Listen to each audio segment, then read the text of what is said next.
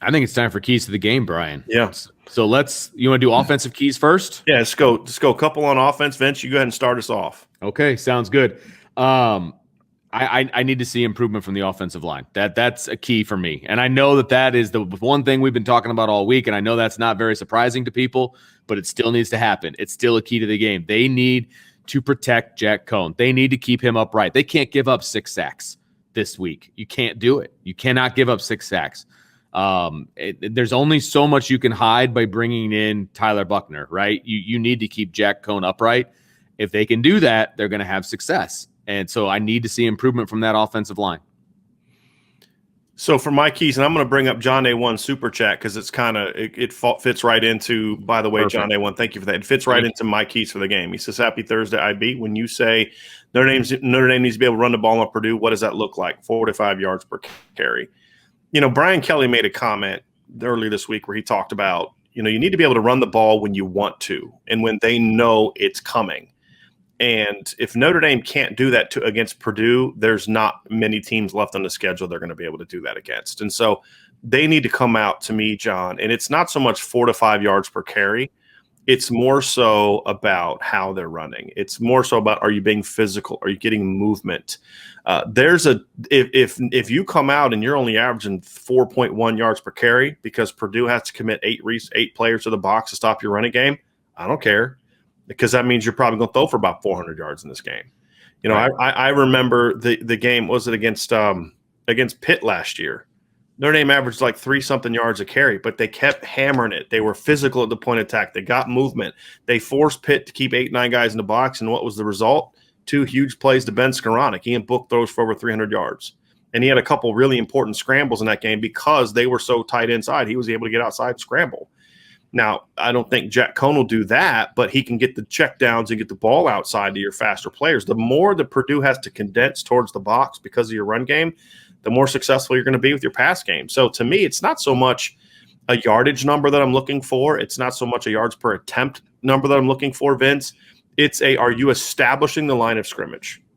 That's my number one key. Are you establishing the line of scrimmage, which means physical, which means proper spacing, which means movement. If you're doing those 3 things, the numbers to me will take care of themselves. It's about how they're playing, John. That's my big thing. And then my second key, Vince, is going to also be offensive line related, and I'll bet you it's one of your keys too. It's protect Jack Cohn. Give him time to throw. Oh yeah, that's simple as that. Got to keep him upright. Got to do it. There are no other keys. You have better players than Purdue. Yeah, across the board with one exception, right? And that's tackles against ends. And I'd be concerned about George Karlaftis in this matchup if Robert Hainsey and Liam Eichenberg were coming back. Now, I'd predict Notre Dame to win that battle, but it'd be a battle. So I'm definitely concerned about it with younger players and Josh Lugg and those kind of guys. But as long as they can hold their own and the rest of the line wins matchups where they're – I've actually had people tell me that there are some claiming that, Notre Dame just doesn't have the talent of past years. Okay, fine. Let's accept that premise. Are you telling me Notre Dame's offensive linemen aren't more talented than Toledo's defensive line? So it's clearly a Notre Dame problem. It's not an opponent, it's not a talent problem. So to me, this is the game you get right. This is the get right game for the Notre Dame offensive line. Give Jack Cohn time, be physical at the point of attack. Beyond that, I have no other keys. The rest of it, I have confidence that Tom Reese is going to have a good game plan. I have confidence that Jack Cohn's going to execute if he gets the time. I have confidence that the Notre Dame running backs are going to do their business if they just give them. They don't need that much room. Just give them a little bit of room. I have great confidence in all those things. To me, it comes down to up front.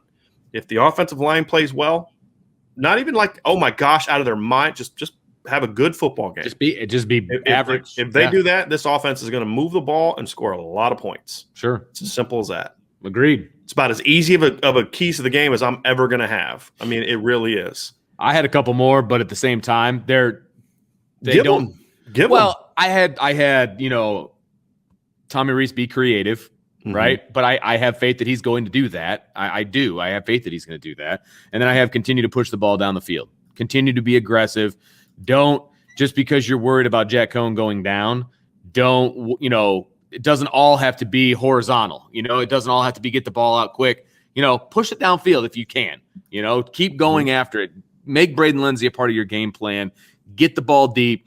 Test these corners because I like Notre Dame's receivers versus Purdue's corners. I like the one you said, and it is going to be in my written keys to the game tomorrow. So that is, I want to see a Braden Lindsey package in this game. I want to see a game plan that says we got to get Braden Lindsey going. Yes, he's getting frustrated, and that's only going to last so long. You know what I mean? Like, I think that's a great one, Vince. That's a great one.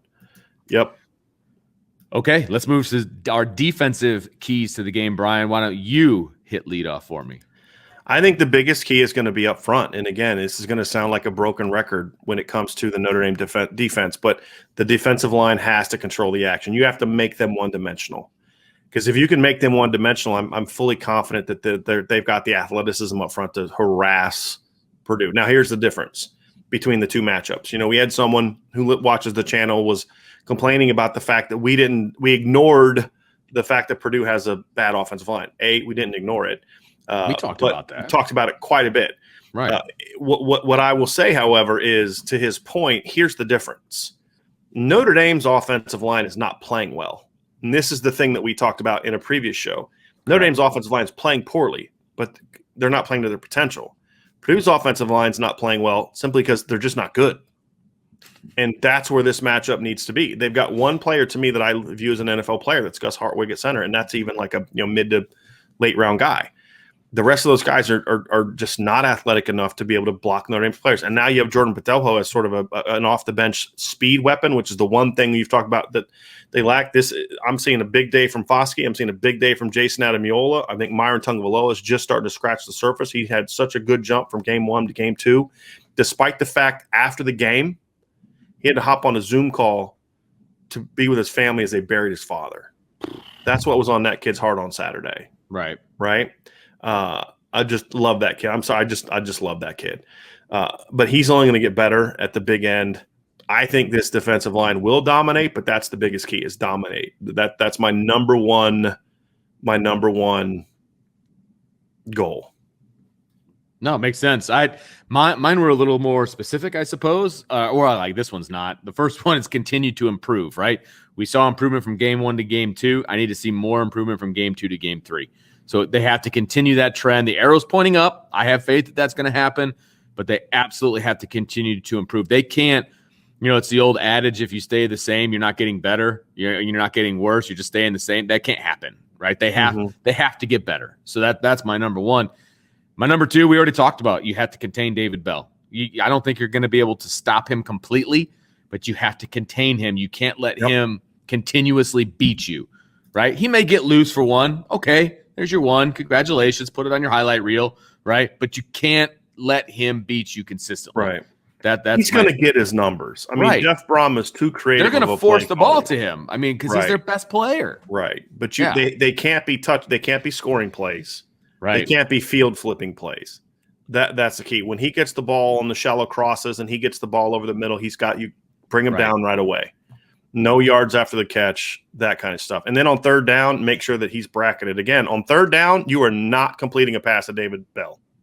Absolutely. You're just not, unless you want to throw a screen to him, but then we're rallying to the ball and tackling it. If Milton Wright catches 9 balls on third down today, then good on you. Your guys are better than our guys. You're not beating me with David Bell. And so that's why your point is so good, Vince. You have to have a David Bell plan. He can't beat you. Yep, absolutely.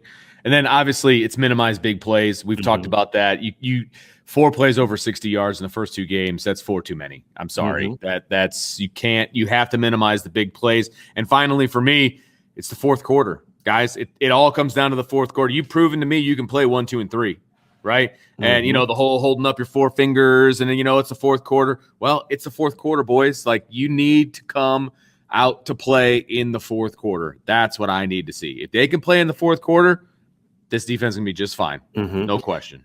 Yeah, it's play clean. I mean, look, again, when you're playing teams that you're better than they are, and look, the exception of David Bell, the tight end's a good player, but you've got Kyle Hamilton, you've got Jack Kaiser, you've got J.D. Bertrand. And he needs to play better. I mean, Kyle Hamilton needs to play better. Compared to what he was last week, for sure. Yeah. But to me, Vince, at the end of the day, it's just you have better players. And when you have better players, the only thing that can get you beat is a bad game plan and poor execution. Sure. So play clean. That's what, and those things come down to have a David Bell plan. And Well, looks like we lost Bryan there randomly, but I'm sure he'll be coming back in just a second. I'm gonna Nope. add some suspense Yeah. on a point. It's very suspenseful for me. Yeah. So all of a sudden I got real big on the screen. Oh, that's me. Yeah. I think for me, it's about play clean. You got better players. Don't give them points.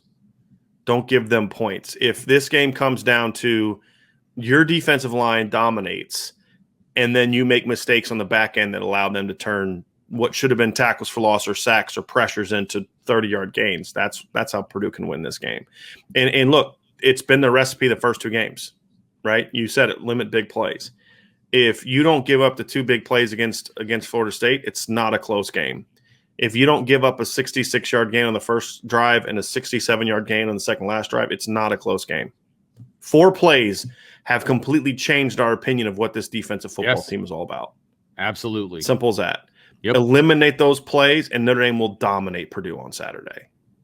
And that's why I'm more optimistic than most, because I just have this view of they're a lot closer than people think on defense. A lot closer. Yeah. And I'm excited. I mean, all these people comparing them to BVG and also it's just hilarious. But it is hilarious. But at some point in time, you got to make those people look stupid, and this is your chance to do that. Yeah, you know, enough. because hey, look, if this keeps happening week after week, and we're now in games 10, 11, 12, and that's happening, then those comparisons are going to make a lot of sense in regards to the outcome. Now, he's nothing like Bryan Van Gorder in scheme, in personality, in any other way, but the outcome. Right now, the outcome looks like what Bryan Van Gorder's defense looked like for 3 years, right? And so the outcome has to change. And I think that this is going to be the week where it happens.